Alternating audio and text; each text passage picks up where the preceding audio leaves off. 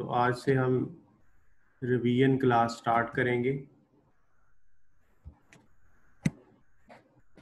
हमने FCMA का syllabus देखा, तो FCMA के सिलेबस में जो मेन टॉपिक्स हैं वो cost classification, material, labour, overheads,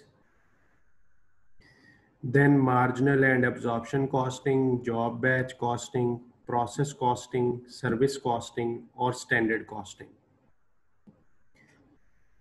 ये आपका सिलेबस है total. Cost classification, material, labour, overheads, marginal absorption, job batch costing, process costing, service costing and standard costing. तो हमने लास्ट क्लास में ये कहा था कि हम डेली बेसिस पे एक टॉपिक रिवाइज किया करेंगे और रिवीजन के बाद हम नेक्स्ट डे उसका टेस्ट लिया करेंगे। हम तकरीबन ये 8-9 टॉपिक बनेंगे, तो 8-9 दिनों में ये रिवीजन हो जाएगी इसकी। लास्ट वीक में जो काम किया था वो उम्मीद है कि आपने सारे क्वेश्चंस वगैरह कर लिए होंगे, क्योंकि मैंने आपके प्रॉब्लम्स को ही सॉल्व किया था लास्ट क्लास में। तो आज कोई पिछला क्वेश्चन तो नहीं होगा, तो हम आज का लेक्चर स्टार्ट करते हैं, revision. And the today's topic is cost classification.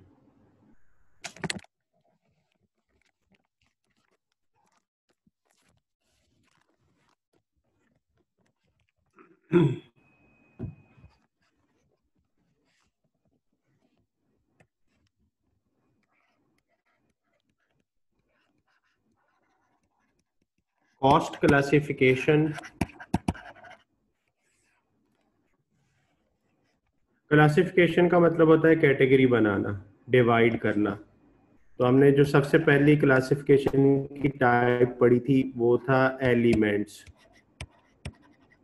यानी किसी भी प्रोडक्ट की जो कॉस्ट होगी उसको अगर एलिमेंट्स में डिवाइड करना चाहें तो हमने 3 एलिमेंट्स इसके बनाए थे, मटेरियल्स, लेबर और एक्सपेंस। मटेरियल किसको कहते थे? किसी भी प्रोडक्ट में जो इंग्रेडिएंट्स हैं, जिनकी फिजिकल एग्जिस्टेंस होती है, वो मटेरियल्स कहलाते हैं। तो मटेरियल की जो कॉस्ट होगी वो मटेरियल कॉस्ट कहलाएगी। तो एलिमेंट्स के accordingly first element is material cost, then second element is labour cost and the third element is expensive. तो मटेरियल हमने कहा कि प्रोडक्ट के अंदर इंग्रेडिएंट के तौर पे जो चीज़ें इस्तेमाल होती हैं वो भी मटेरियल कहलाती हैं, और जैसे डीजल, लुब्रिकेंट, डिटर्जेंट्स, ये भी मटेरियल कहलाते हैं। तो लेबर किसको कहेंगे? जब प्रोडक्ट बनती है तो बनने के बाद बनाने के दौरान जो लोग इस पे काम करते हैं, जो ह्यूमन बीइंग्स हैं, उनको जो पे किया जाता है वो लेबर कॉस्ट कहलाती है। एक्सपेंस, हर वो चीज़ जो ना मटेरियल हो ना लेबर हो, वो एक्सपेंस कहलाएगी। For example electricity expense. तो इलेक्ट्रिसिटी ना मटेरियल की कॉस्ट है ना लेबर की कॉस्ट है, तो इलेक्ट्रिसिटी एक्सपेंस कहलाएगा। इसी तरह डेप्रिसिएशन, इंश्योरेंस, मेंटेनेंस, तो ये इस तरह की जो चीज़ें होंगी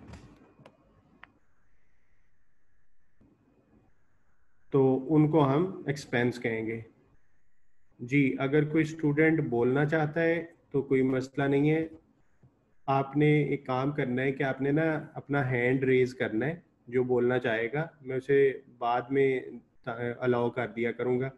तो आपने इस बात का ख्याल रखना है कि कोई अननेसेसरी जो है वो हैंड रेज ना करें। जिसने बोलना है, कुछ क्वेश्चन पूछना है, बोल के कुछ डिस्कस करना है, तो वो हैंड रेज कर दिया करे, तो मैं उसे थोड़ी देर के बाद फिर अलाउ कर दिया करूँगा बात करने के लिए।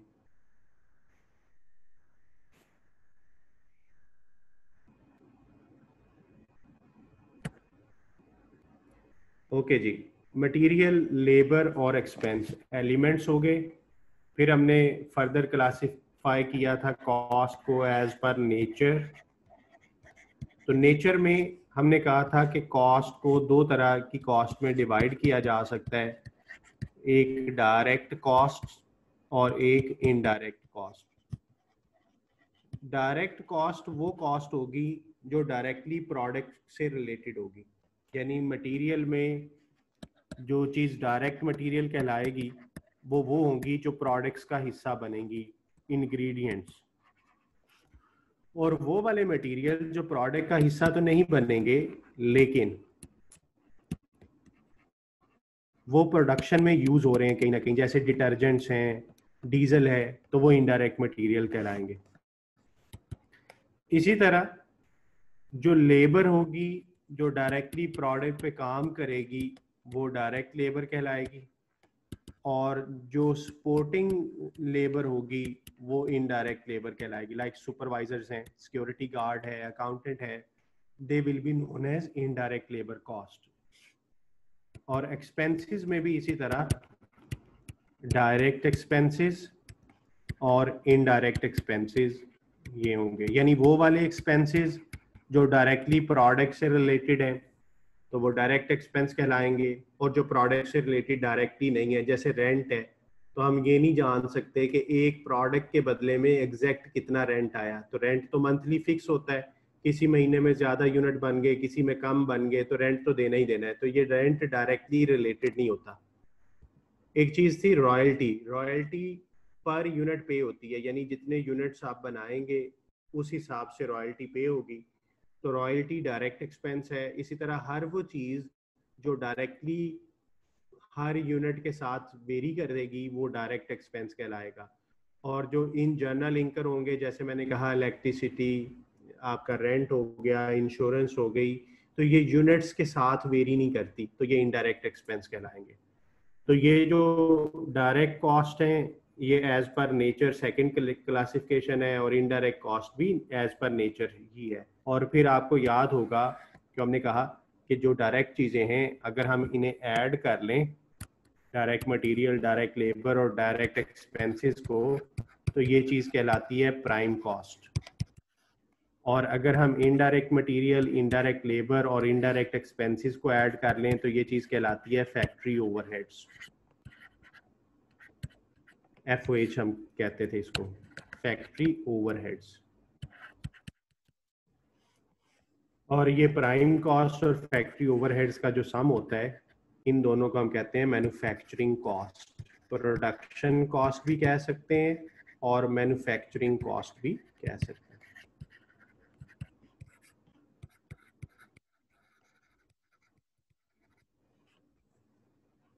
तो ये एलिमेंट्स की क्लासिफिकेशन, नेचर की classification. Then the third type of classification was functional classification. Functional में आपको याद होगा कि हमने इसको कहा था कि प्रोडक्शन कॉस्ट होती है, और दूसरी जो टाइप है वो नॉन प्रोडक्शन कॉस्ट है। तो प्रोडक्शन कॉस्ट और मैन्युफैक्चरिंग कॉस्ट जो है वो आपके सामने ये ऊपर मैंने एक्सप्लेन किया हुआ है। तो मटेरियल, लेबर, एक्सपेंसेस जो हैं ये प्रोडक्शन कॉस्ट होती है, और जो नॉन प्रोडक्शन कॉस्ट है ये वो वाली कॉस्ट होती है जो प्रोडक्ट बनने के बाद इंकर होती है। मसलन सेलिंग कॉस्ट, प्रोडक्ट बना तो ली, अब उसे बेचना भी है, तो वो सेलिंग कॉस्ट कहलाएगी। मार्केटिंग पे जो पैसे लगते हैं, सेलिंग कॉस्ट, मार्केटिंग कॉस्ट। इसी तरह फैक्ट्री को चला रहे हैं तो उसकी एडमिनिस्ट्रेशन कॉस्ट होती है। कुछ ऐसा स्टाफ होता है जिसका काम है एडमिनिस्ट्रेशन को देखना, तो एडमिनिस्ट्रेशन कॉस्ट, एडमिन डिपार्टमेंट की जो कॉस्ट है। इसी तरह ह्यूमन रिसोर्स की कॉस्ट होती है, HR कॉस्ट। एक HR डिपार्टमेंट होता है तो ह्यूमन रिसोर्स से रिलेटेड कॉस्ट जो है वो उधर चली जाती है। फिर इसी तरह नॉन प्रोडक्शन में फाइनेंस कॉस्ट एक चीज़ है। फाइनेंस कहते हैं पैसे को, और पैसा जब हम किसी से लेते हैं, अगर हम लोन लें तो इंटरेस्ट देना पड़ता है, अगर हम शेयर होल्डर से कैपिटल लें तो उस पर डिविडेंड देना पड़ता है। तो ये जो इंटरेस्ट और डिविडेंड्स हैं, these are known as finance cost. तो ये भी फाइनेंस कॉस्ट जो है ये भी आपकी नॉन प्रोडक्शन कॉस्ट का पार्ट है। तो इसी तरह एक और कॉस्ट होती है डिस्ट्रीब्यूशन कॉस्ट, कि मैंने चीज़ बना ली, ऑर्डर आ गया, अब मैं उसे डिलीवर करने जा रहा हूँ, तो डिस्ट्रीब्यूशन कॉस्ट है। समटाइम डिस्ट्रीब्यूशन में आपको सर्टेन टेम्परेचर मेंटेन करना है, लाइक आइसक्रीम है, तो आइसक्रीम को आपने फ्रोज़न भेजना है वहाँ पे, तो फिर आपकी डिस्ट्रीब्यूशन की कॉस्ट ज़रा ज़्यादा होगी। इसी तरह अगर कोई हॉट चीज़ है तो उस हिसाब से उसका सर्टेन टेम्परेचर मेंटेन करना है, तो डिस्ट्रीब्यूशन कॉस्ट में उसकी ट्रैवलिंग और उसकी मेंटेनेंस इस तरह की चीज़ें आएंगी जो प्रोडक्ट को डिलीवर करने में आपको इंकर होनी है। तो इसका मतलब है as per functions there are two functional classifications, one is the production cost, हमने ऑलरेडी पढ़ लिया कि प्रोडक्शन कॉस्ट क्या होती है, and the second one is non production cost. फिर हमने एक जो चौथी टाइप पढ़ी थी वो थी कॉस्ट बिहेवियर। कॉस्ट बिहेवियर आपको बड़े अच्छे तरीके से याद होगा कि कॉस्ट बिहेवियर क्या है। How cost reacts when activity level changes. How cost reacts when activity level changes. अब कॉस्ट का रिएक्शन क्या होता है कि कॉस्ट कांस्टेंट रहे,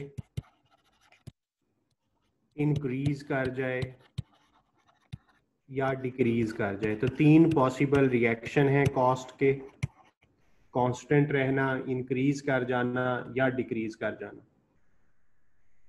कॉस्ट ऐसा कब रिएक्ट करेगी? जब एक्टिविटी लेवल चेंज होगा। एक्टिविटी लेवल चेंज से क्या मुराद है कि आप ज़्यादा यूनिट बनाएं, मोर प्रोडक्शन। तो जब ज़्यादा यूनिट बनाते हैं तो क्या कॉस्ट कांस्टेंट रहती है या बढ़ जाती है या कम होती है? तो कोई भी रिएक्शन कॉस्ट का आ सकता है।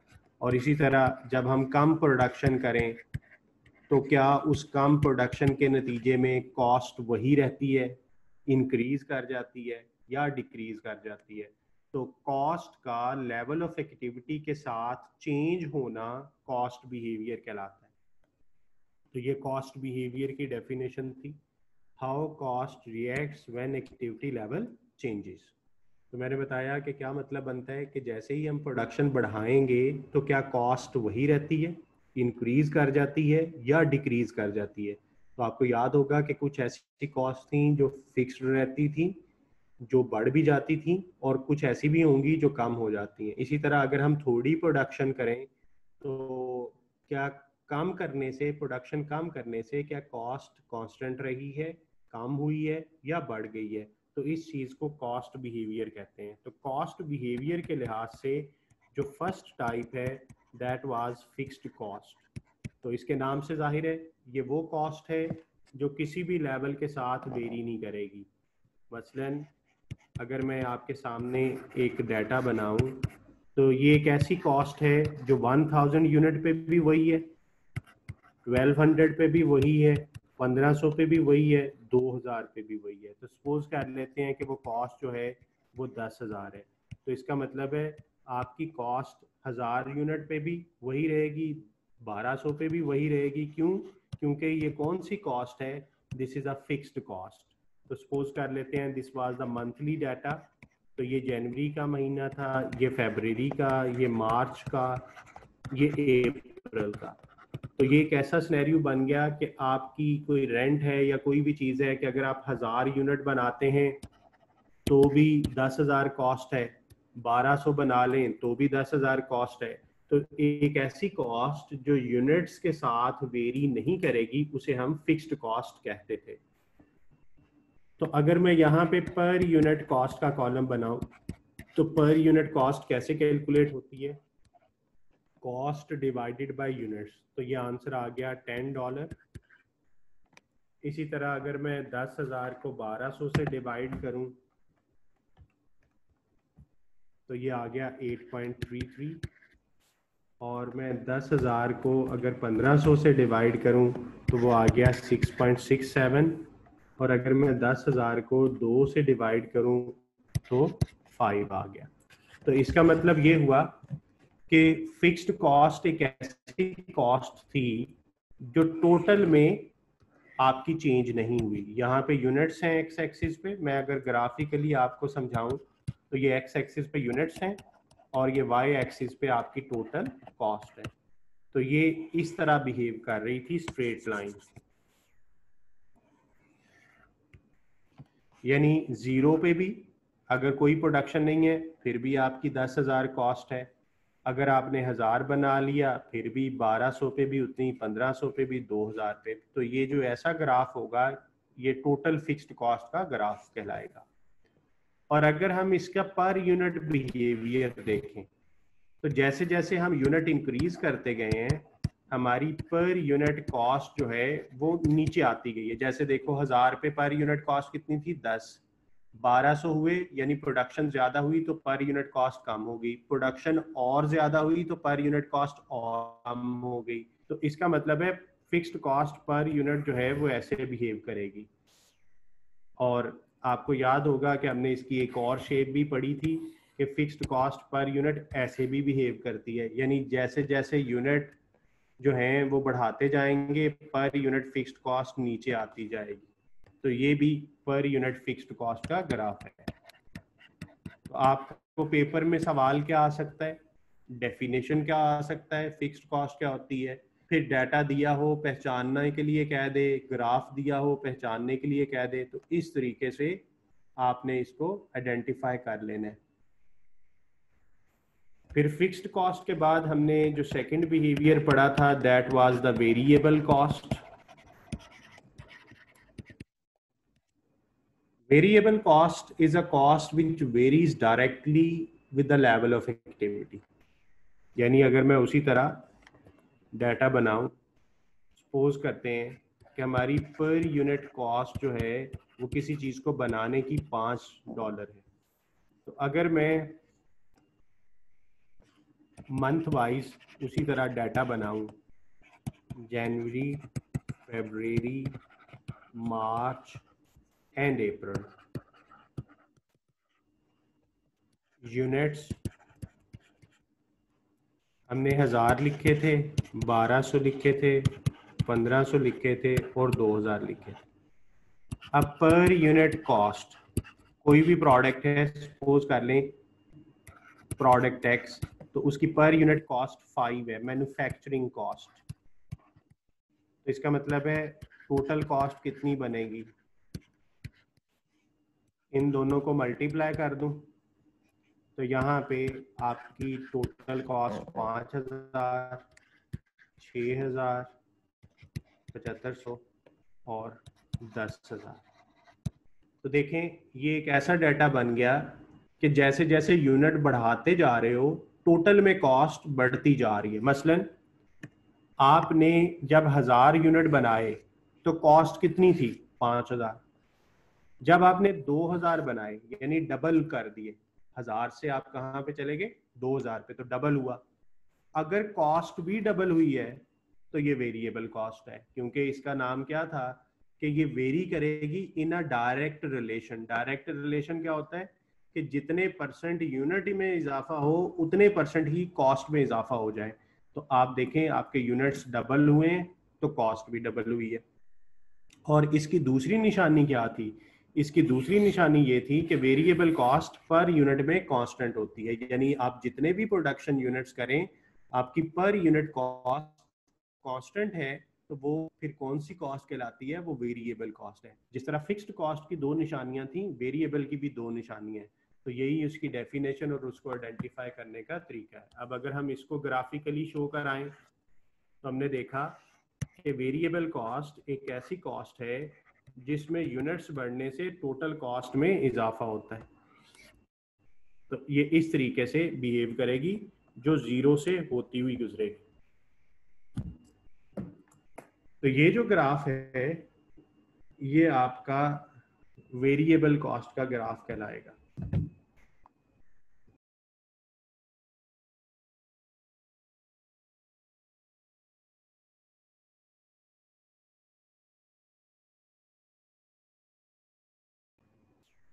तो ये वेरिएबल कॉस्ट का टोटल का ग्राफ कहलाएगा। तो ये ग्राफ है जी टोटल वेरिएबल कॉस्ट।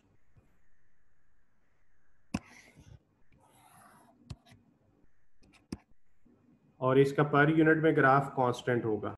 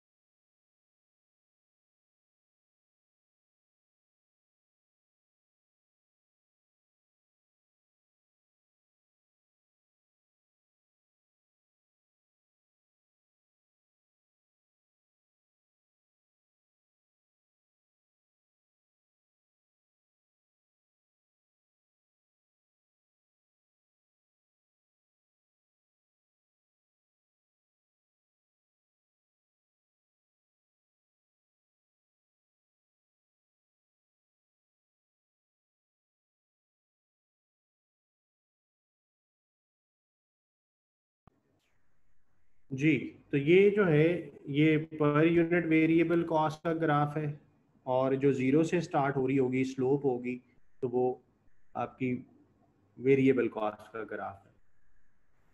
इसी तरह थर्ड बिहेवियर हमने पढ़ा था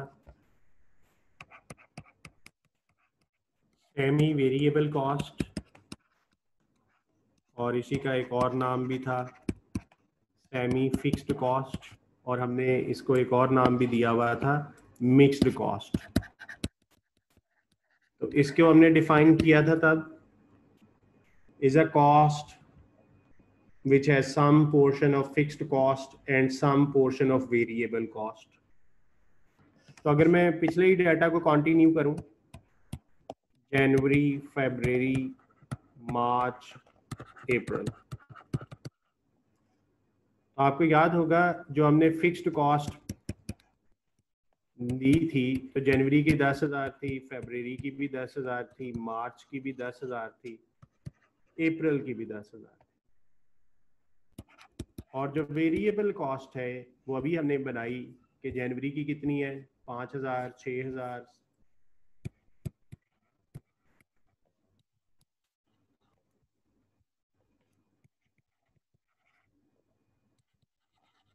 अब अगर मैं इन दोनों का टोटल करूं तो ये जो दोनों चीज़ों का टोटल होगा वही सेमी वेरिएबल कॉस्ट है। तो इसका मतलब है जनवरी के महीने की आपकी टोटल कॉस्ट कितनी बनी, 15,000, ये बन गई 16,000, 17,500, और अप्रैल की 20,000। तो अब अगर आप यूनिट्स को देखें, यहाँ पे अगर मैं यूनिट्स का कॉलम भी बना लूँ आपको दिखाने के लिए कि हमने जनवरी में 1000 यूनिट बनाए थे, 1200 बनाए थे, 1500 बनाए थे, फिर 2000 बनाए थे। अब अगर हम देखें तो यूनिट्स बढ़ते जा रहे हैं, कॉस्ट भी बढ़ती जा रही है। तो एक शक हुआ कि कहीं ये वेरिएबल तो नहीं है। सपोज कर लेते हैं ना, डाटा छुपा लेते हैं, ये इस तरफ वाला हमें सिर्फ ये दो कॉलम देता है वो पेपर में, और कहता है आइडेंटिफाई कर दो ये कौन सा बिहेवियर है। तो 1000 पे 15,000 है, 1200 पे 16,000 है, इसी तरह 2000 पे 20,000 है। तो हमने देखा कि 1000 से 2000 पे गए, डबल हुई प्रोडक्शन। क्या कॉस्ट डबल हुई है? नहीं, कॉस्ट तो 30,000 होती तो हम कहते हैं ये वेरिएबल है, लेकिन ये बड़ी है, लेकिन डबल नहीं हुई, तो ये वेरिएबल नहीं है। इसी तरह अगर ये हर लेवल पे सेम होती तो हम इसे फिक्स्ड कहते हैं। तो इसका मतलब है एक ऐसी कॉस्ट जो ना फिक्स्ड है ना वेरिएबल है, वो सेमी वेरिएबल कहलाएगी। तो सेमी वेरिएबल की निशानी फिर क्या हुई कि ये टोटल में चेंज होती है। तो टोटल में चेंज तो वेरिएबल भी होती थी, लेकिन वेरिएबल की दूसरी निशानी ये थी कि वेरिएबल पर यूनिट में सेम थी, लेकिन ये पर यूनिट में सेम नहीं है। अगर मैं इसकी पर यूनिट कॉस्ट निकालूं तो इसकी क्या बनेगी, ये 15 हो गया। अब वेरिएबल की निशानी थी कि हर लेवल पे वो 15 ही होता है, लेकिन ये तो 15 नहीं होगा, ये तो डिफर करेगा, ये तो 13.33 बन गया। इसी तरह 17,500 को जब आप 1500 से डिवाइड करेंगे तो ये 11.67 बन गया और ये 10 बन गया। तो इसका मतलब है कि ये पर यूनिट में भी डिफर कर रही है, टोटल में भी डिफर कर रही है। तो ये इसकी निशानी होगी सेमी वेरिएबल कॉस्ट की। तो सेमी वेरिएबल कॉस्ट को अगर हम ग्राफ में शो कराएं, हमने इसके ग्राफ पढ़े थे कि इसका कुछ हिस्सा फिक्स्ड है, तो सपोज कर लें कि ये फिक्स्ड है, इसके बाद वेरिएबल है, यानी ये पोर्शन फिक्स्ड को शो कर रहा है, ये इतना पोर्शन फिक्स्ड है, ये ऊपर वाला इतना पोर्शन वेरिएबल है, और अगर मैं टोटल की बात करूं तो ये फिर सेमी वेरिएबल को शो करेगा। तो इसको हमने ऐसे भी पढ़ा था कि ऐसा भी हो सकता है पहले वेरिएबल हो बाद में फिक्स हो जाए। फिर हमने इसको एक और तरीके से भी पढ़ा था कि पहले वेरिएबल फिर फिक्स है फिर वेरिएबल है। तो ये जो स्लोप होती है वो वेरिएबल को शो करती है, और ये जो स्ट्रेट लाइन होती है ये फिक्स्ड कॉस्ट को शो कर रही है। अगेन कोई और भी इसी टाइप का हम बिहेवियर बना सकते हैं कि जो वेरिएबल भी हो जिसके अंदर और फिक्स्ड भी हो। तो ये सेमी वेरिएबल का ग्राफ हो गया। उसके बाद हमने चौथी चीज पढ़ी थी स्टेप फिक्स्ड कॉस्ट और स्टेप वेरिएबल कॉस्ट, पांचवी। तो स्टेप फिक्स्ड कॉस्ट ये है तो फिक्स्ड थी लेकिन ये स्टेप करती थी। मसलन अगर मैंने मंथली डाटा लिखा जनवरी, फरवरी, मार्च, अप्रैल, और मैं कॉस्ट लिखूं 10,000, 10,000, 15,000, 15,000, और इधर मैं यूनिट्स लिखूं 1000, 1200, 1500 और 2000। अब इस डाटा को देख के मुझे क्या समझ आई? इस डाटा को देख के मुझे ये पता चला कि जैसे ही मैं 1500 या 1500 से ऊपर गया हूं ना, 1500 या 1500 से ऊपर, तो मेरी फिक्स्ड कॉस्ट 15,000 है। लेकिन 1500 से नीचे फिक्स्ड कॉस्ट कितनी है? 10,000 है।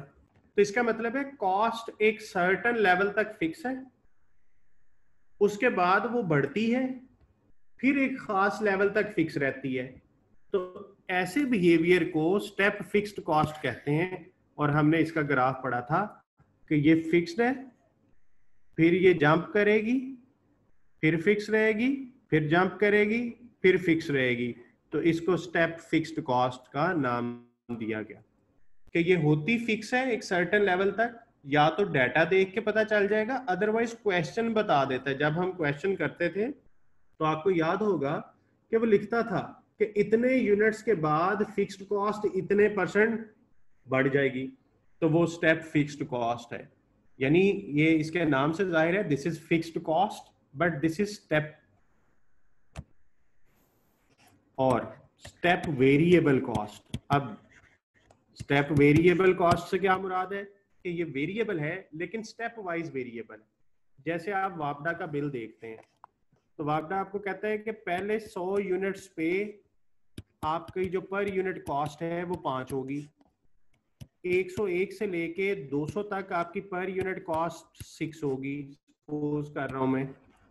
201 से लेके 300 तक 9 होगी, 301 से लेके 500 तक ये चलेगा 15 पे, और 501 से अबव जितना भी होगा सपोज कर लें कि 25 हो गया। अब यहाँ पे वेरिएबल का रेट बता दिया कि पर यूनिट कॉस्ट 5 चार्ज करेंगे अगर आप 1 से लेके 100 यूनिट्स तक रहेंगे, और अगर आप 101 से ऑनवर्ड जाएंगे तो ये होगा। तो अब सपोज करें कि एक बंदे ने टोटल यूनिट्स बनाए हैं या कंज्यूम किए हैं 520, तो अब इसका 520 की कॉस्ट क्या होगी, इसका बिल क्या होगा? तो जाहिर बात है इसी हिसाब से हम कैलकुलेशन करेंगे कि 5 ज़रब 100, पहले 100 यूनिट का 500 बन गया, अगले 100 यूनिट का आपने बना दिया 600, फिर उसके बाद अगले 100 यूनिट का बिल बन गया 900, और फिर अगले 200 यूनिट का बिल आपने बना दिया 15 ज़रब 200, 3000, और आपके टोटल यूनिट कितने हो गए? 100, 200, 300, 500। आपके 520 का बिल बनाना है, तो अगले यूनिट बने 20, तो ये आपका जो है 500 ये हो गया। इसका मतलब है आपने टोटल 520 यूनिट की जो कॉस्ट बनाई वो टोटल में इतनी बनेगी, तो इनको आप ऐड कर लेंगे, तो ये 5500 जो है वो आपकी कॉस्ट बन जाएगी। तो ये ऐसा बिहेवियर जिसमें आपकी पर यूनिट कॉस्ट चेंज हो वो स्टेप वेरिएबल कॉस्ट कहलाता है। तो ये कॉस्ट बिहेवियर 5 हैं, कॉस्ट 5 तरह से बिहेव करती है जब आपका लेवल ऑफ एक्टिविटी चेंज होता है।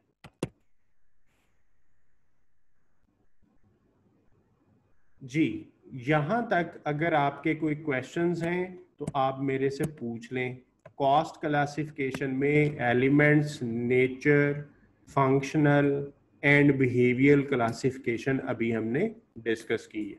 मुझे उम्मीद है आपको बहुत आसान लगा होगा, क्योंकि ये सारी बातें आपको ऑलरेडी आती हैं।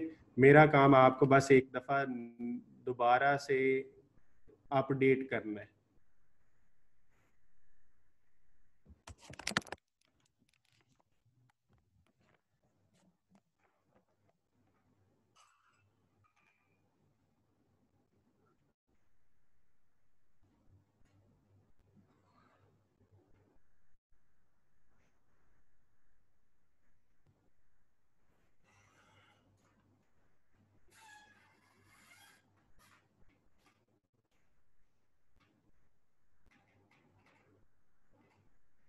जी, मैं आपके क्वेश्चंस का वेट कर रहा हूँ, अगर भी सवाल है तो पूछ लें।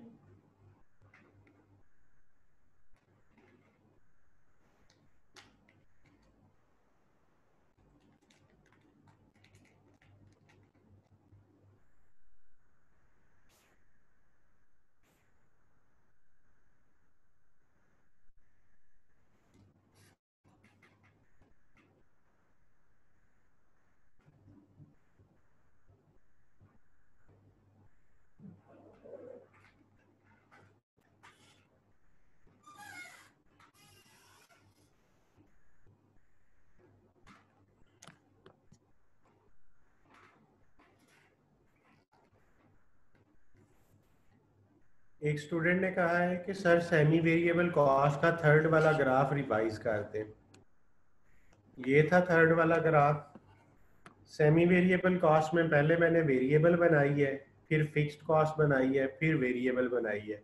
तो ये सेमी वेरिएबल कॉस्ट का थर्ड ग्राफ है। यार ये क्वेश्चन डिसमिस ना करें, मैं अभी इनके जवाब दे रहा हूँ।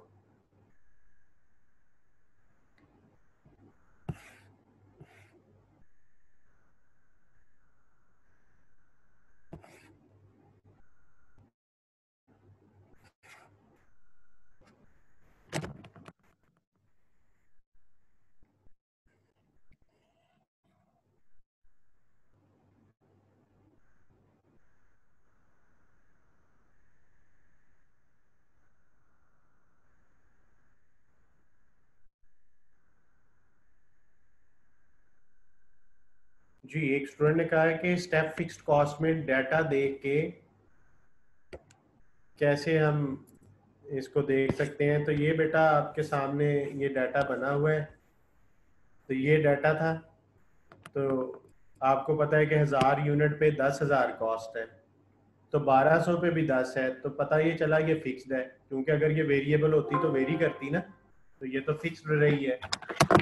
लेकिन जब 1500 पे गए तो कॉस्ट बढ़ गई, और 2000 पे भी वही कॉस्ट है, तो इसका मतलब है ये फिक्स्ड कॉस्ट है, तो अब ये बड़ी है, तो ये स्टेप फिक्स्ड हो गई। तो डाटा देख के पता चल जाएगा, कैलकुलेशन डाटा देख के नहीं होगी, उसके लिए आपको क्वेश्चन में बाकी चीजें भी बताई होंगी।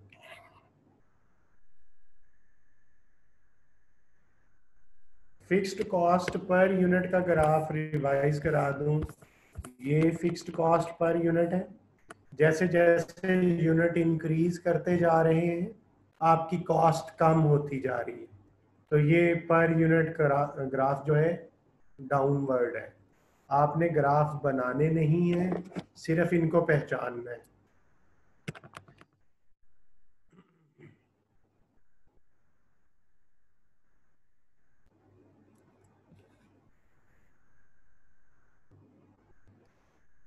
मैंने एक दफा कैलकुलेटर का लिंक सेंड किया था कि कैलकुलेटर से कैसे कैलकुलेशन करनी है, तो एक स्टूडेंट कह रहा है कि मुझे ना उसकी समझ नहीं आई। बेटा वो वीडियो थी, अगर आपको वो वीडियो देख के भी समझ नहीं ना आई तो आपका कुछ नहीं हो सकता, मैं आपको वर्चुअली कुछ नहीं समझा सकूंगा। आपने वो वीडियो दोबारा ध्यान से देखें, आपको समझ आ जाएगी, वरना किसी कजन से, दोस्त से, भाई से समझें, आपको समझ आ जाएगी।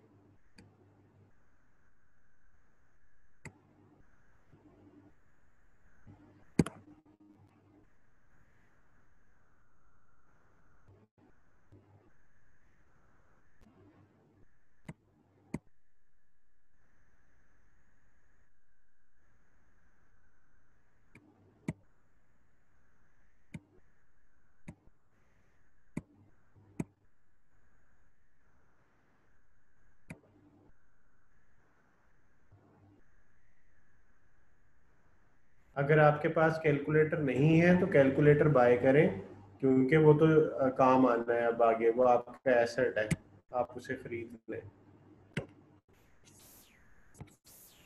अच्छा जी, एक स्टूडेंट कह रहे हैं कि ये स्टेप वेरिएबल का ग्राफ नहीं है ये वाला।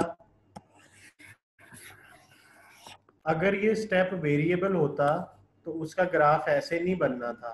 स्टेप वेरिएबल का ग्राफ इस तरह बनता है कि ये वेरिएबल है, फिर ऊपर को जंप हुई, फिर वेरिएबल है, फिर जंप हुई, फिर वेरिएबल है। तो ये स्टेप वेरिएबल का ग्राफ है।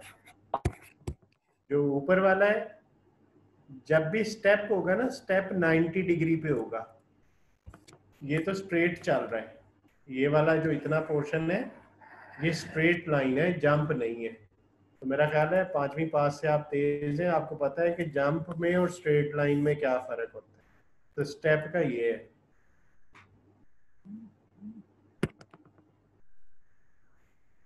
जी, और कोई क्वेश्चन?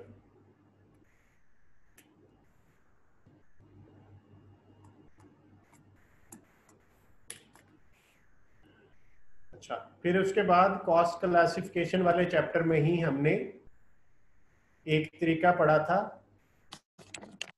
कि कॉस्ट को कैसे फोरकास्ट किया जाता है, कॉस्ट को कैसे प्रिडिक्ट किया जाता है कि अगर इतने यूनिट्स हो तो कितनी कॉस्ट होगी, इतने यूनिट्स हो तो कितनी कॉस्ट होगी। तो अब मैं उसकी तरफ जाता हूँ।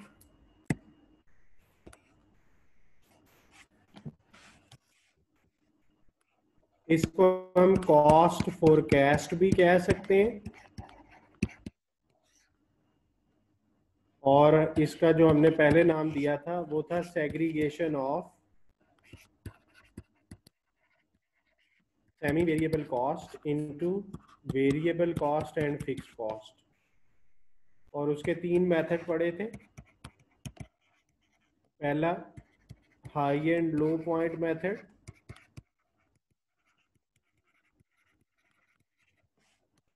सेकंड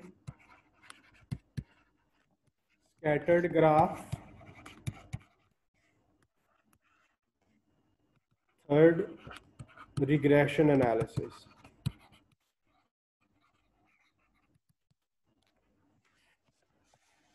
तो हाई लो मेथड में हमने क्या किया था,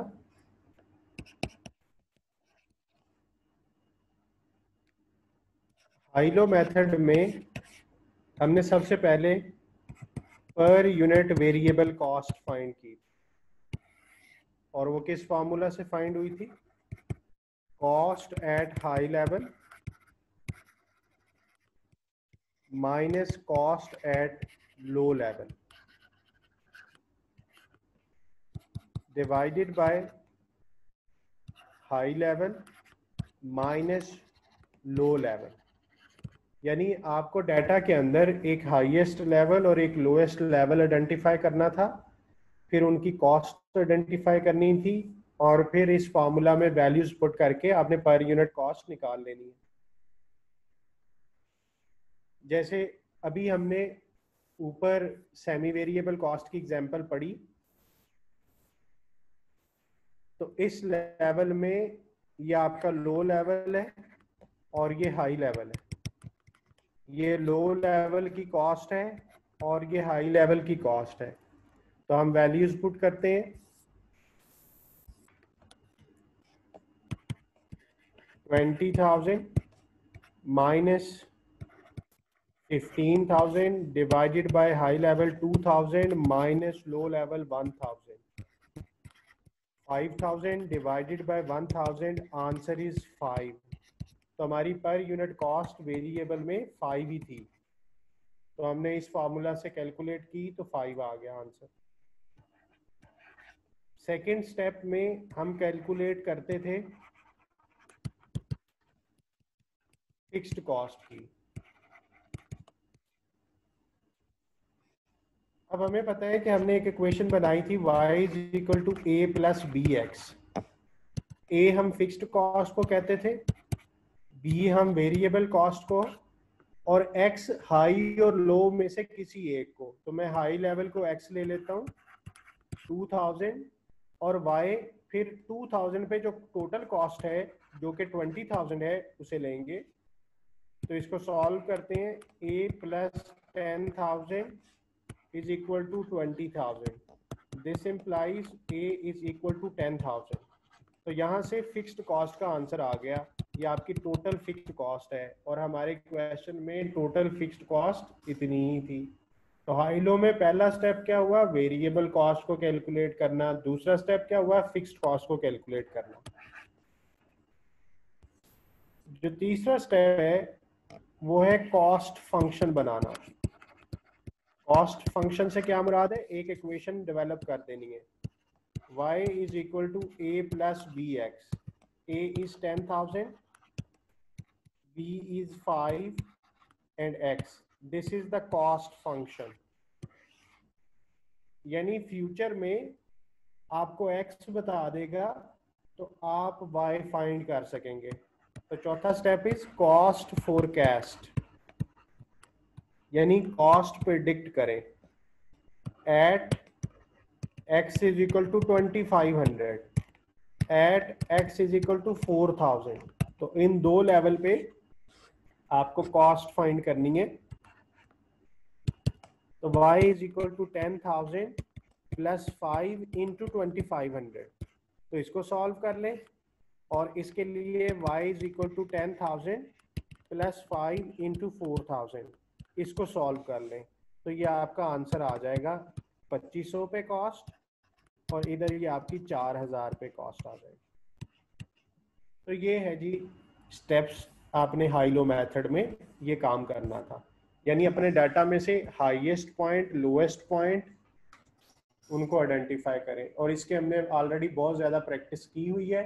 आपने उसी तरह चैप्टर सारे को, चैप्टर 3 या 4 बनता है बुक से, तो आज आपने चैप्टर 3 या 4 जो भी वो चैप्टर है उसको रिवाइज करना है, उसकी टेस्ट और अंडरस्टैंडिंग्स करनी है, उसकी किट करनी है, तो आपकी सारी रिवीजन हो जाएगी। तो ये हाई लो मेथड से हमने इसको किया। फिर दूसरा मेथड था स्कैटर्ड ग्राफ। तो स्कैटर्ड ग्राफ मैंने आपको कहा था कि आपको पेपर में सिर्फ ग्राफ दिखाया जाएगा और उसके हवाले से कोई पॉइंट पूछे जा सकते हैं। तो स्कैटर्ड ग्राफ में आपका डाटा स्कैटर्ड होता है, आप उस डाटा में एक लाइन लगाते हैं, उस लाइन का नाम होता है लाइन ऑफ बेस्ट फिट, यानी उस डाटा में ऐसी लाइन लगानी है जो मैक्सिमम पॉइंट्स के करीब से गुजरे। तो ज्यादा बेस्ट ये ऊपर वाली लाइन है, या नीचे वाली जो मैक्सिमम पॉइंट्स के करीब होगी उसे कहेंगे लाइन ऑफ बेस्ट फिट, यानी मेरे हिसाब से ये वाली लाइन सबसे सूटेबल है। तो ये जहां पे ये इंटरसेक्ट कर रही होगी ये आपका पॉइंट टोटल फिक्स्ड कॉस्ट कहलाएगा।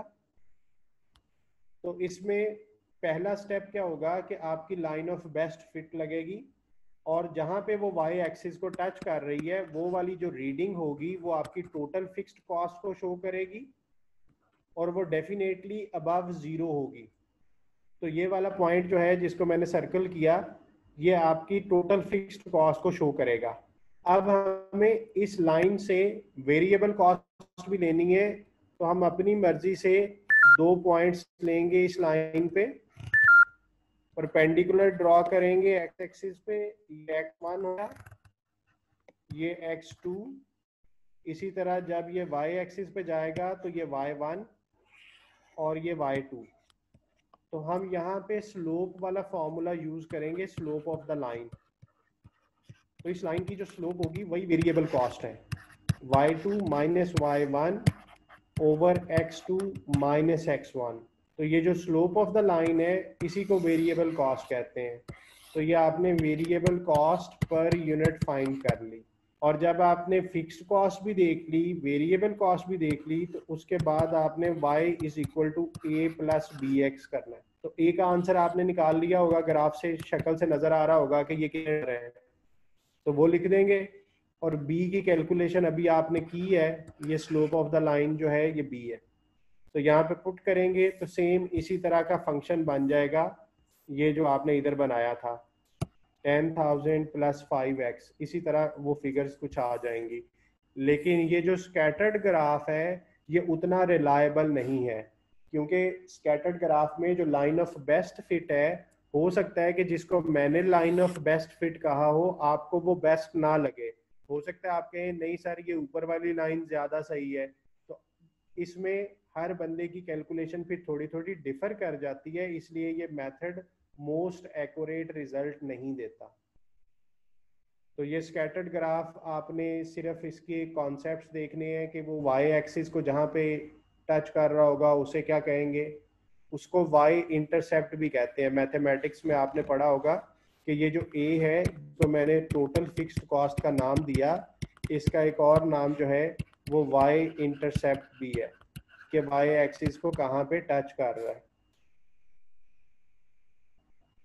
और जो स्लोप ऑफ द लाइन है वो वेरिएबल कॉस्ट होती है।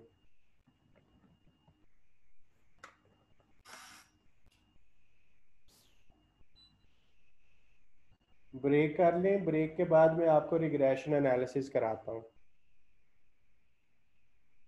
5 मिनट के बाद हम दोबारा स्टार्ट करते हैं।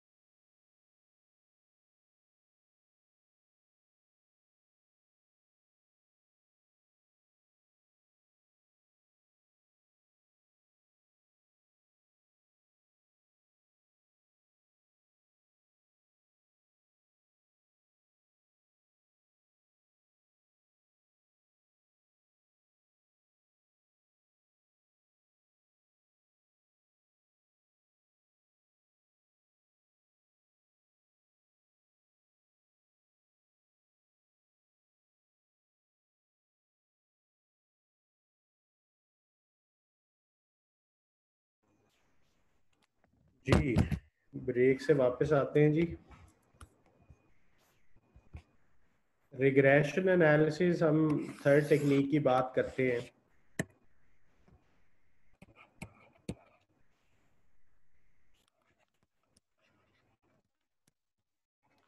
रिग्रेशन में हमने जो पढ़ा था लीनियर रिग्रेशन है, और ये जो इक्वेशन है ये बेसिकली रिग्रेशन इक्वेशन ही है, y is equal to a plus B X. तो यहाँ भी हमने a की वैल्यू फाइंड करनी है, b की वैल्यू फाइंड करनी है, तो रिग्रेशन लाइन बन जाएगी। और जो b की वैल्यू है वो कैसे फाइंड करेंगे इस मेथड में, उसका फॉर्मूला है n summation X Y minus summation X summation Y over n summation Y square minus summation Y whole square. और जो a है वो कैसे फाइंड होगा, summation y over n minus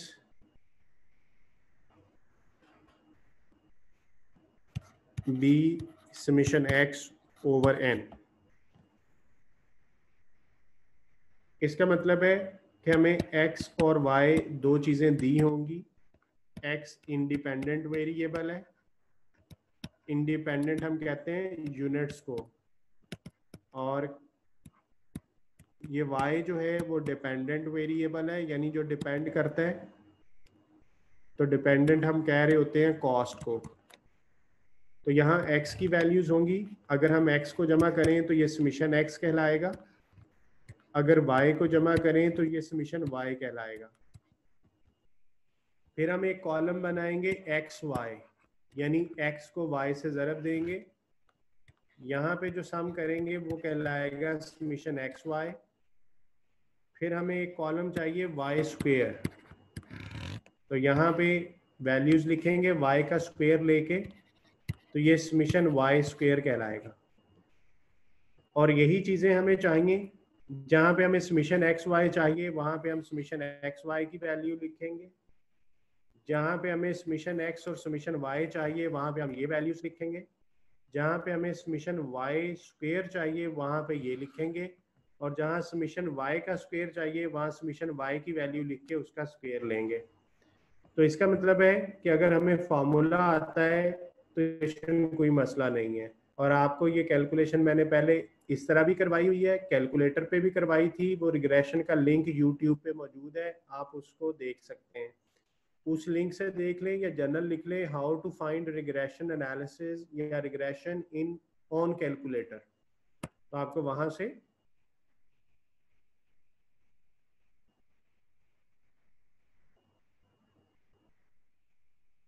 जी फार्मूला का एक बच्चा कह रहा है कि फार्मूला शायद थोड़ा चेंज है, वो आप देख लीजिएगा। वैसे मेरे हिसाब से तो शायद फार्मूला यही है, अरसा हो गया नहीं देखा जी। वो उसको देख ले, अगर वो x है तो वो x ही होगा, ठीक है। ये समीशन एक्स स्क्वेयर, मेरा ख्याल है आप इसकी बात कर रहे हैं, तो ये होगा जी summation X square minus summation X whole square. तो फिर हमें यहाँ पे कॉलम एक्स स्क्वेयर का बनाना पड़ेगा, तो फिर एक्स स्क्वेयर की वैल्यूज लेंगे और ये कहलाएगा समीशन एक्स स्क्वेयर। ये फार्मूला आप देख लीजिएगा, एक्स स्क्वेयर ही होगा शायद ये, और समीशन एक्स होल स्क्वेयर।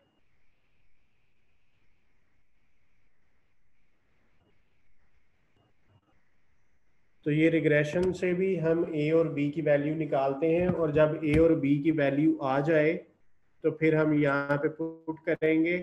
तो उसी तरह आगे वो काम वही है कि अगर वो यूनिट्स कह दे कि 2500 पे बता दें क्या कॉस्ट होगी, 4000 पे बता दें क्या कॉस्ट हो। जी ठीक है, एक्स स्क्वेयर है तो एक्स स्क्वेयर ही लिख लें, ठीक हो गया।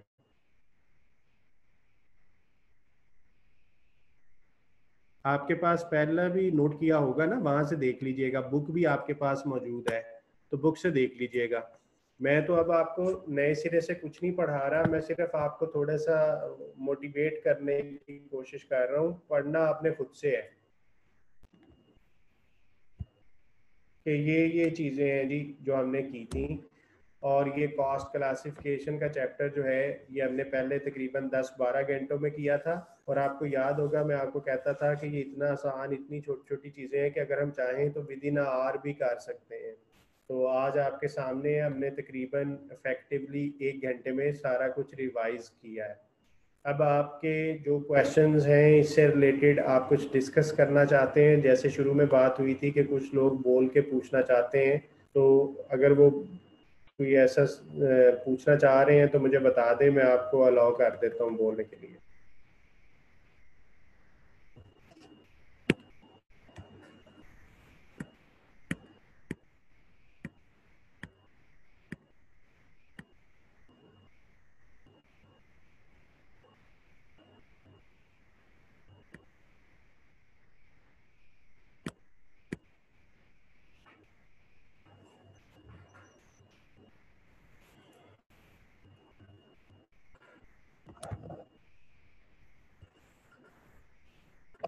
जी बिल्कुल, आपको पता है कि हाइलो मेथड में स्टेप फिक्स्ड कॉस्ट होती है।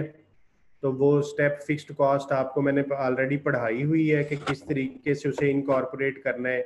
स्टेप वेरिएबल कॉस्ट को कैसे इनकॉर्पोरेट करना है, उस पर बाकायदा पूरा एक लेक्चर हुआ था 90 मिनट्स का या 60 मिनट का। तो वो अगर कोई ज़्यादा इशू है उसमें तो उस लेक्चर को सुन लीजिएगा, जिसमें मैंने पर्टिकुलरली बताया ही स्टेप फिक्स्ड कॉस्ट के बारे में है। तो उसको आप देख लीजिएगा। बाकी एमसीक्यूज करें, क्वेश्चंस करें। नहीं, लॉन्ग क्वेश्चन में नॉर्मली ये नहीं आता, एमसीक्यूज में ही आता है, इसलिए वो ऑलरेडी बहुत सारी चीज़ें ना वो खुद से कैलकुलेट कर चुका होता है। तो मैंने आपको कैलकुलेटर से कैलकुलेट करना इसीलिए सिखाया था कि फिर आपको लंबा काम नहीं करना पड़ेगा, जस्ट वैल्यूज पुट करेंगे और जो चीज़ें उसने कही हैं वो आप कैलकुलेटर से ही कैलकुलेट कर देंगे 1 मिनट में ही।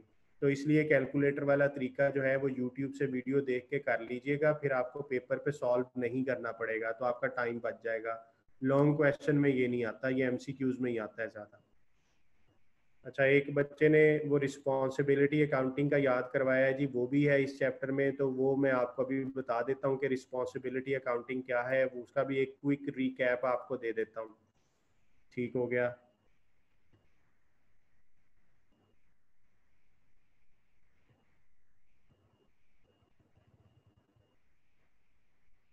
जी, आपका नेक्स्ट क्लास में कॉस्ट बिहेवियर और क्लासिफिकेशन का टेस्ट होगा।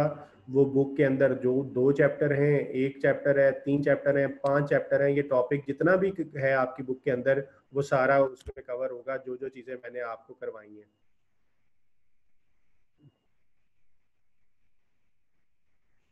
जी, टेस्ट का लिंक आपको गूगल क्लास में शेयर करूंगा, लेकिन क्लास जो टेस्ट होगा वो क्लास के टाइम में, जब मैं आपको कहूँगा कि आपका टेस्ट मैंने अपलोड कर दिया है, तब आप अवेलेबल हो जाएगा आपको। और वो सिर्फ 10-15 मिनट जितना भी टाइम होगा उतने मिनट के लिए अवेलेबल होगा।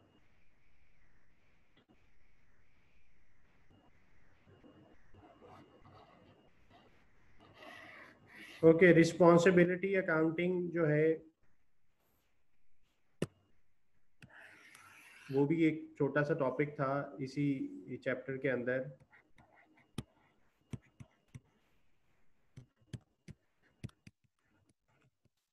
आपके लेवल पे सिर्फ इसका कॉन्सेप्ट है कि रिस्पॉन्सिबिलिटी अकाउंटिंग होता क्या है। तो हमने ये पढ़ा था, dividing an organisation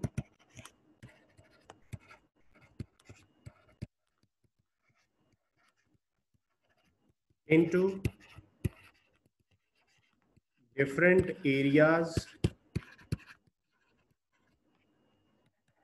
based on responsibilities is known as responsibility accounting.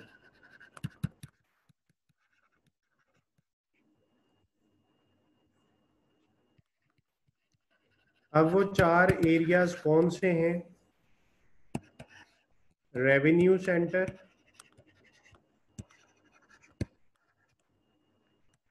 Cost centre,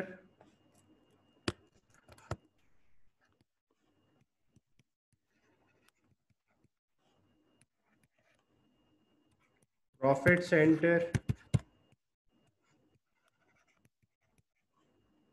and investment centre. यानी एक ऑर्गेनाइजेशन को 4 हिस्सों में डिवाइड कर दो। वो लोग जो रेवेन्यू जनरेट करने के जिम्मेदार होंगे उन्हें रेवेन्यू सेंटर के मैनेजर्स कहा जाएगा। जो कॉस्ट से रिलेटेड चीज़ों की जिम्मेदारियां निभाएंगे उन्हें कॉस्ट सेंटर मैनेजर कहा जाएगा। और जो प्रॉफिट सेंटर है वो प्रॉफिट आपको कैलकुलेट करना आता है कि रेवेन्यू माइनस कॉस्ट। इसका मतलब ये हुआ कि रेवेन्यू में से कॉस्ट लेस करें तो वो प्रॉफिट आएगा। तो जो प्रॉफिट सेंटर है उसकी डोमेन में रेवेन्यू सेंटर और कॉस्ट सेंटर दोनों आ रहे होंगे। तो प्रॉफिट सेंटर का मकसद प्रॉफिट को मैक्सिमाइज करना है। तो प्रॉफिट कैसे मैक्सिमम होता है, या रेवेन्यू बढ़ाएं या कॉस्ट कम करें। तो इसका मतलब है कि रेवेन्यू सेंटर का काम होगा रेवेन्यू को बूस्ट अप करना, बढ़ाना। कॉस्ट सेंटर का काम होगा कॉस्ट में एफिशिएंसी क्रिएट करना, कॉस्ट को कम करना। और ये दोनों डिपार्टमेंट रिपोर्टेबल होंगे प्रॉफिट सेंटर को। तो profit centre is responsible for maximising the profit of an organisation. Investment centre जो है ये ओवरऑल इन्वेस्टमेंट को देख रहा होता है, रिटर्न ऑन इन्वेस्टमेंट ये देखेगा कि आपने जो पैसा लगाया हुआ था इस ऑर्गेनाइजेशन में तो उस पर कितना रिटर्न आ रहा है। तो बेसिकली जो इन्वेस्टमेंट सेंटर का मैनेजर होगा वो इन सब का बॉस है। यानी रेवेन्यू और कॉस्ट सेंटर रिपोर्ट कर रहे होंगे प्रॉफिट सेंटर को और प्रॉफिट सेंटर रिपोर्ट कर रहा होगा इन्वेस्टमेंट सेंटर को। क्योंकि इन्वेस्टमेंट सेंटर जो है उसका काम है रिटर्न ऑन इन्वेस्टमेंट को मैक्सिमम करना, ज़्यादा से ज़्यादा करना। तो ये भी 4 छोटी छोटी डेफिनेशंस हैं कि रेवेन्यू सेंटर क्या होता है, कॉस्ट सेंटर क्या होता है, प्रॉफिट सेंटर क्या होता है और इन्वेस्टमेंट सेंटर क्या होता है। ये हमने उस दिन चैप्टर 1 या 2 पढ़ा था, उसके अंदर लिखा हुआ था और जो मैंने हैंडआउट्स दिए थे उनके अंदर भी लिखा हुआ है। तो आप ये वहाँ से रिवाइज कर सकते हैं। तो ये रिस्पॉन्सिबिलिटी अकाउंटिंग का भी एक छोटा सा टॉपिक था। कुछ क्वेश्चंस आए हैं वो मुझे देख लेने दें।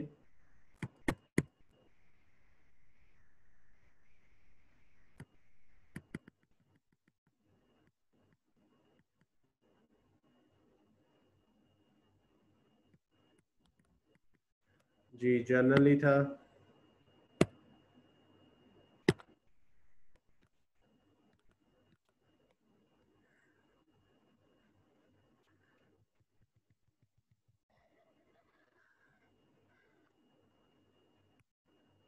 जी और किसी का कोई क्वेश्चन?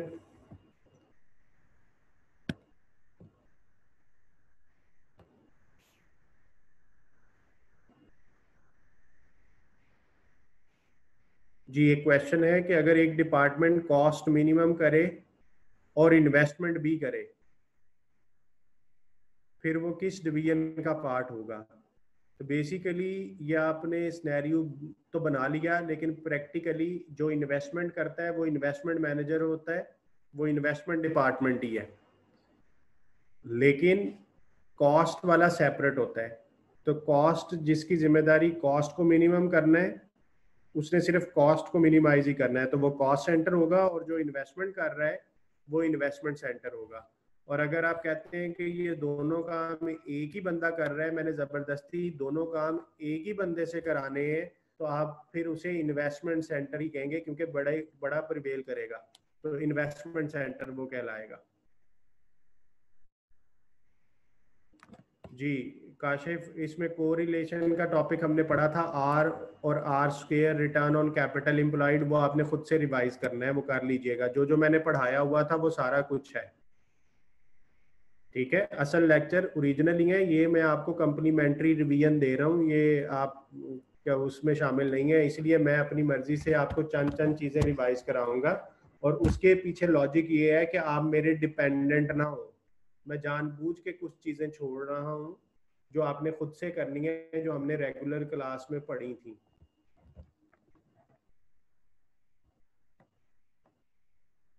जी कॉस्ट इक्वेशन में करवा तो चुका हूँ, y is equal to a plus B X, और अगर कोई और है तो उसे आप खुद ही देख लीजिएगा।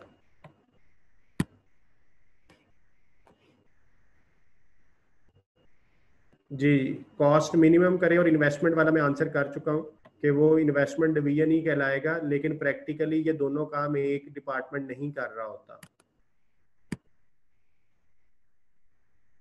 रिटर्न ऑन कैपिटल एम्प्लॉयड एक कैलकुलेशन हमने कैलकुलेट की थी, रिटर्न ऑन कैपिटल एम्प्लॉयड, इसका फॉर्मूला था ऑपरेटिंग प्रॉफिट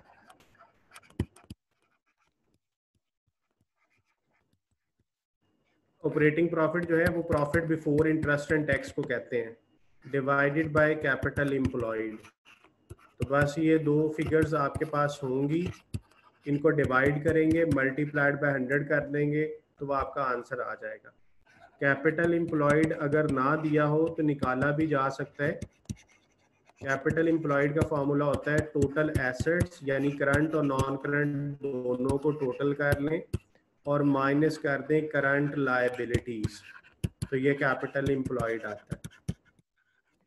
और इसका एक और फार्मूला भी हो सकता है equity plus long term debt, तो दोनों से एक ही आंसर आएगा।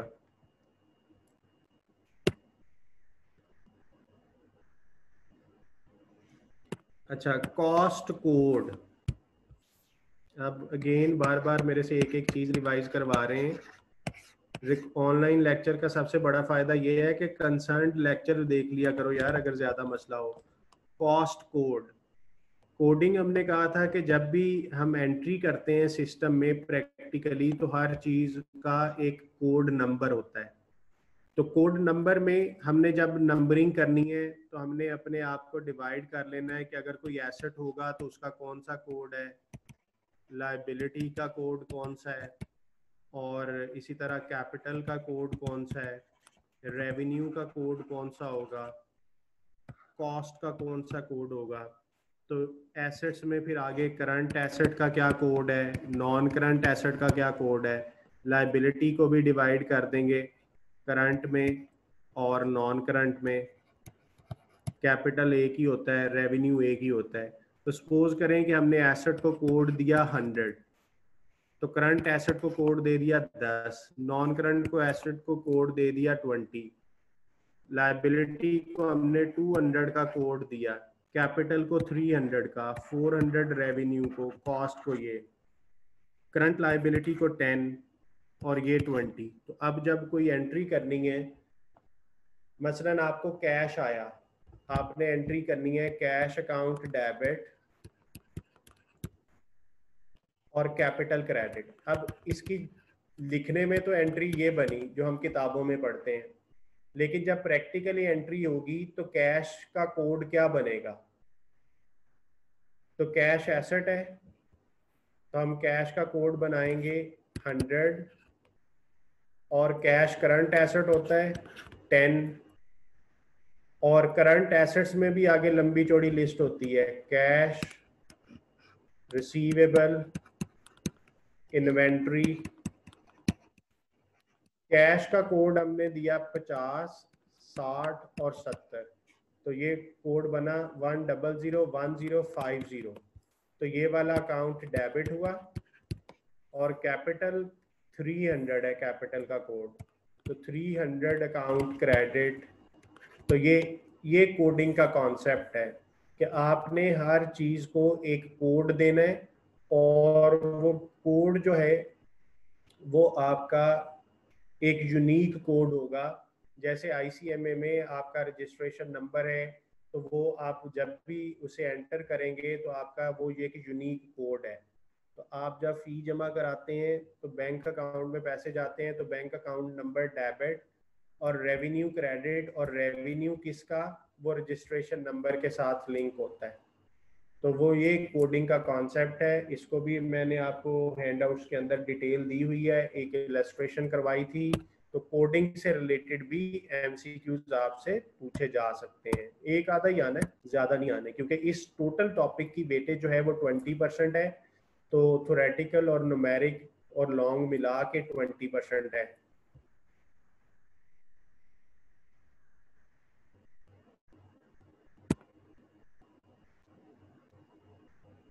एक स्टूडेंट ने क्वेश्चन पूछा है कि जो हाई लो है, स्कैटर्ड ग्राफ है और रिग्रेशन है, इन तीनों में मोस्ट रिलायबल मेथड कौन सा है? रिलायबल से मुराद है जिसका डाटा, जिसका आंसर एक्यूरेट हो, तो वो मेथड रिग्रेशन एनालिसिस है, क्योंकि रिग्रेशन जो है वो पूरी पॉपुलेशन को कंसीडर करता है। पॉपुलेशन से क्या मुराद है कि पूरे डाटा को कंसीडर करता है।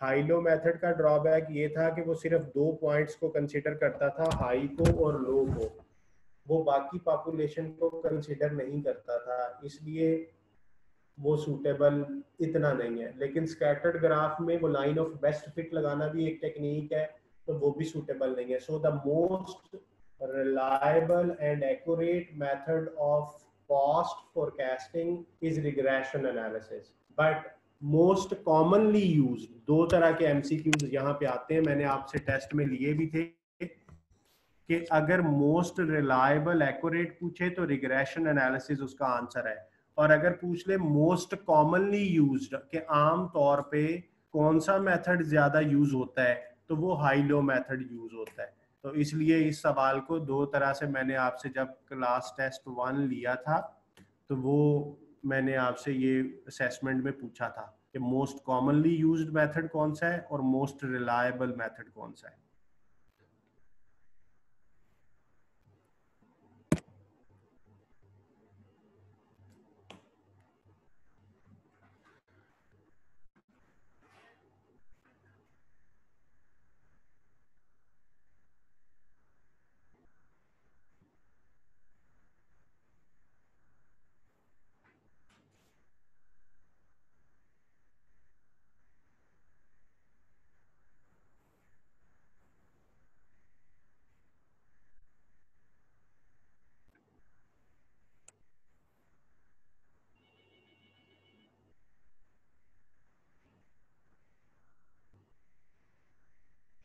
जी, और कोई क्वेश्चन किसी का?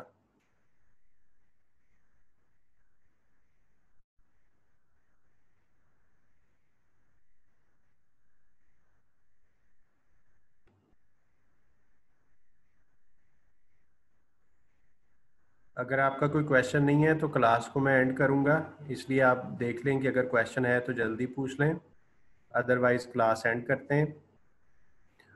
और आपने अब ये जितने भी चैप्टर आपकी बुक में बनते हैं, कॉस्ट क्लासिफिकेशन वाला जो सिलेबस एरिया है, उसको आपने सारे को अच्छी तरीके से देख लेना है। तो मैं कल इंशाल्लाह आपसे इससे रिलेटेड टेस्ट लूँगा। मैं इसका पीडीएफ गूगल क्लासरूम में शेयर कर दूंगा आज, आप इसके स्क्रीनशॉट ना लें। कल जब हम क्लास स्टार्ट करेंगे तो क्लास के स्टार्ट पे मैं आपको वेलकम करने के बाद, क्वेश्चन आंसर लेने के बाद आपको टेस्ट ओपन कर दूंगा, और टेस्ट का जो टाइम होगा सिर्फ वो उतने मिनट के लिए अवेलेबल होगा। तो कल क्लास के शुरू में ही टेस्ट हो जाएगा। उसके बाद फिर हम अगला चैप्टर जो है वो मटेरियल की रिवीजन है, मटेरियल कॉस्टिंग की, तो वो फिर मटेरियल को रिवाइज करेंगे। अब हमने इसी तरीके से चलना है कि रोज हमने एक एरिया पकड़ना है, उसे रिवाइज करके उसका फिर टेस्ट ले लेना नेक्स्ट डे।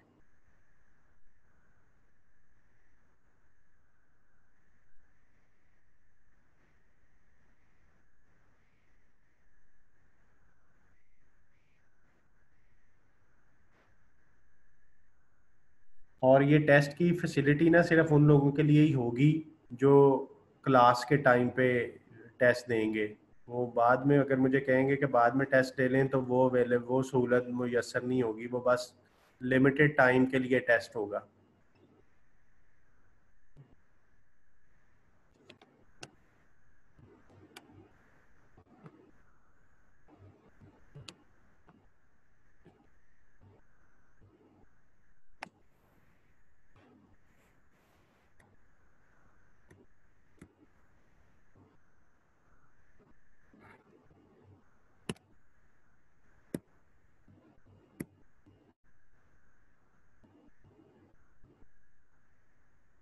जी बिल्कुल, इंशाल्लाह सारे पास कर जाएंगे।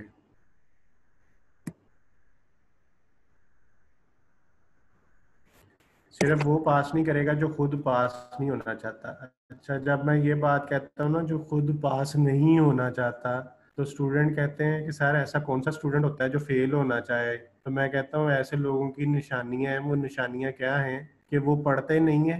वो हर रोज कह देते हैं कि कल से करेंगे, इंशाल्लाह मैं आखिरी दिनों में जाके पढ़ लूंगा। वो रोज का काम रोज नहीं करते।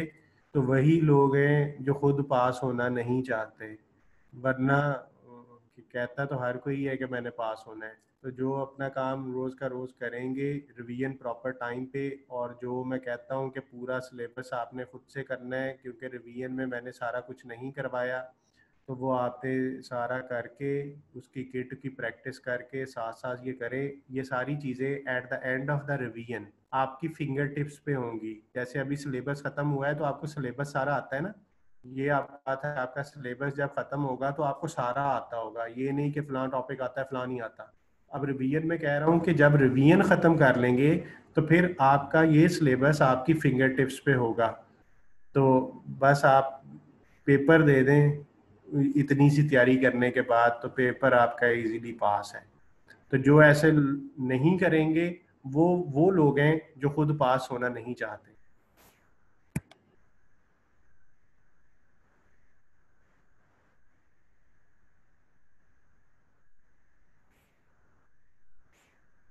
जी, कॉस्ट सेंटर को कॉस्ट ऑब्जेक्ट भी कहते हैं। ये cost object, cost unit, per unit cost, ये छोटी छोटी डेफिनेशन मैंने हैंडआउट्स में दी हुई हैं।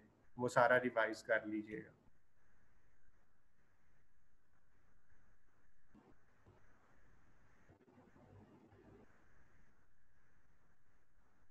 पेपर की अभी कोई डेट अनाउंस नहीं हुई।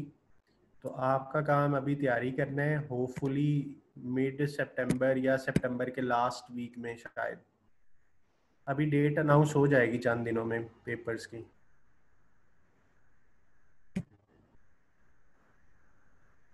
मैं इसीलिए रिवीजन भी ना आराम आराम से रेगुलर टाइम पे कराऊंगा, ताकि पेपर तक मैं आपके साथ अटैच रहूं। वरना मैं रिवीजन लगातार 5-6 दिन रख के भी ख़त्म कर सकता हूँ, तो फिर आपका पेपर पता नहीं अब कब होंगे। तो उस हिसाब से मैं चाहता हूँ कि आप इन टच रहें।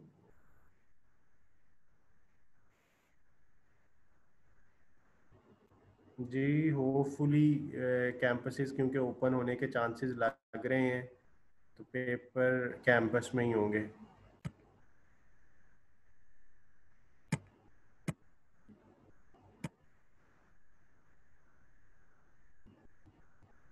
जी, एक ही सर्कुलर उसी के अंदर होता है कि आप फ़ी जमा कराएं, एग्ज़ाम फॉर्म फिल करें, फ़ी जमा कराएं। तो पहले वो प्रोसेस होगा, उसी के अंदर पेपर की डेट भी लिखी होगी कि पेपर कब से है।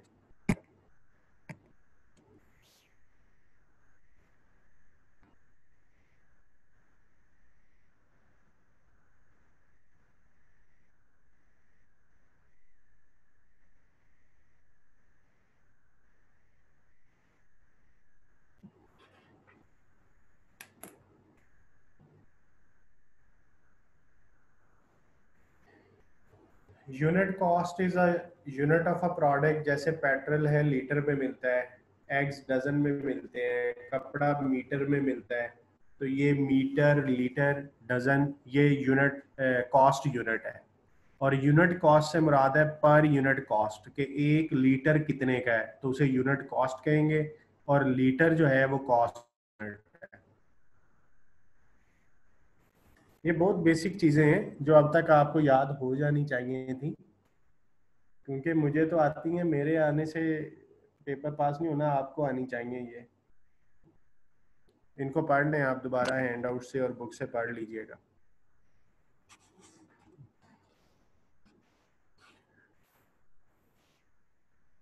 कॉस्ट यूनिट, कॉस्ट का यूनिट, और यूनिट कॉस्ट मतलब है यूनिट की कॉस्ट।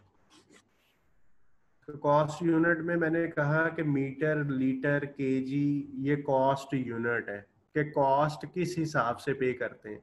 जैसे आईसीएमए को पे करते हैं पर सब्जेक्ट। तो सब्जेक्ट जो है वो कॉस्ट यूनिट है।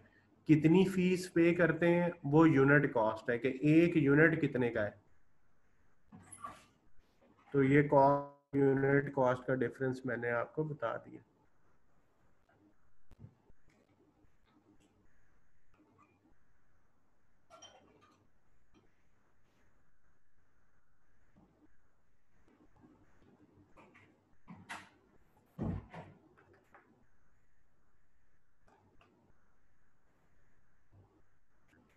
जी, और कोई क्वेश्चन है?